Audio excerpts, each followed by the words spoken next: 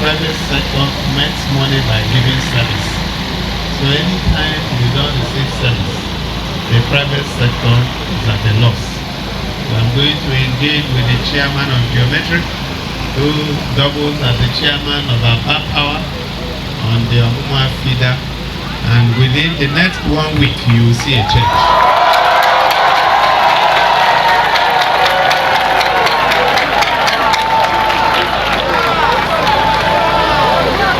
All the women that are here, I can see happy arrest women, ladies and gentlemen. Let me start by thanking the Aba community for your resilience, for the support that you have given this government, for showing that you cannot give up, because Aba is Aba, and Aba mandi Aba. If you had given up today, it would not have happened. In 1929, women looked out in their numbers and said no to injustice. That was 1929. So it will be strange for you in 2000 or 2024 to give up. So it is the spirit of Aba. I want to recognize the children who came out in their numbers. I understand their school is somewhere around here. I think there are 2 schools that are represented here. I've given word to my staff to ensure that you have money for Coca-Cola and cold water for coming out. So please ensure that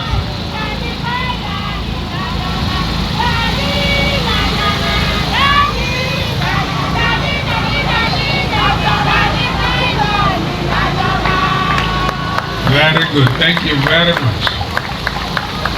My speech today is titled The Engine of Retail Trade, Growers Back to Life.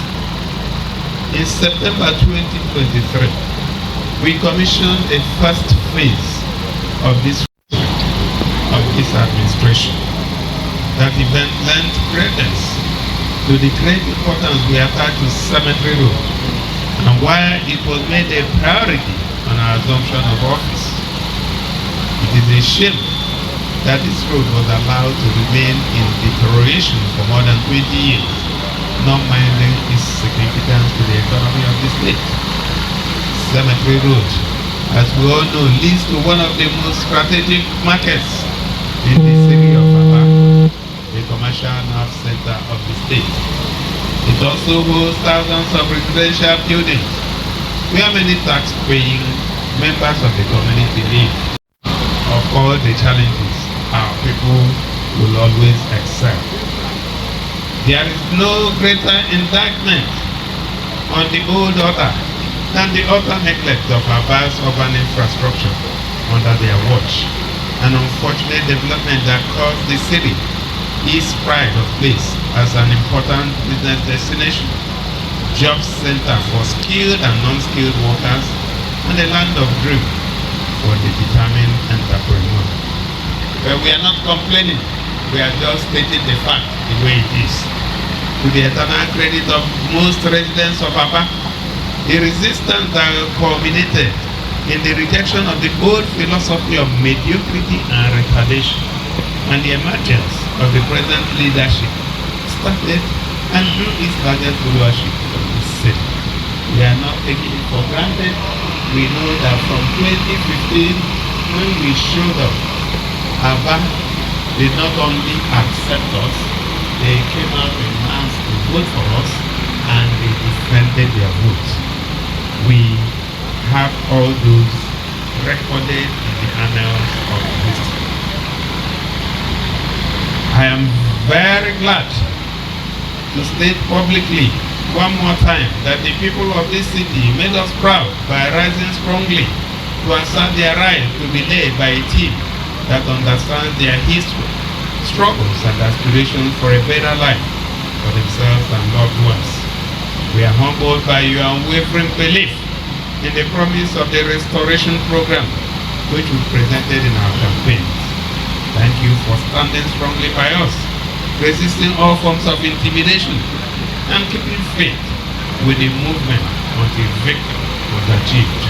After years of betrayal and setbacks,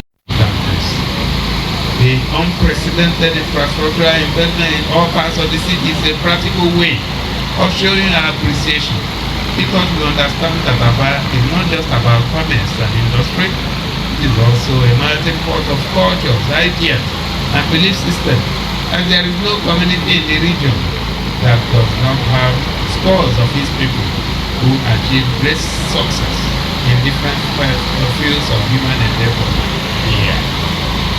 Before Aba cemented its reputation as the center of retail trade and small to medium scale manufacturing, it established as a center of social and political reawakening, revival and resistance have long been firmly established. Many institutions like the Aba Sports Club, Recreation Club, Ngwa High School, and several others that had existed for nearly a century gave the city its metropolitan foundation. When therefore we respond to Aba's infrastructure needs, we are not just answering to the demands of one community, but instead demonstrating a robust understanding of the mix of this urban center. I want to especially thank the Honorable Commissioner for Works, Engineer Don Otti, for his hard work and commitment to actualizing our infrastructure restoration and expansion program in Aba and the state at large. Engineer Otti and his team at the ministry have effectively deployed their experience and best practice and of course technical know-how to support our vision of fixing long abandoned roads in all parts of the state, using a robust mix of direct labor and procurement to achieve the outcomes that we seek. Because of their billions of naira, as I say often, a reward for a good job is more jobs. So please, the entire team should get ready for a busier period starting in 2025. By the first phase and every other project executed by this administration, our team had worked closely with the contractor to build this phase of Cemetery Road to standard with strong graded channels and other support systems that would to Umule for the commissioning of Umule and Umo Chamber.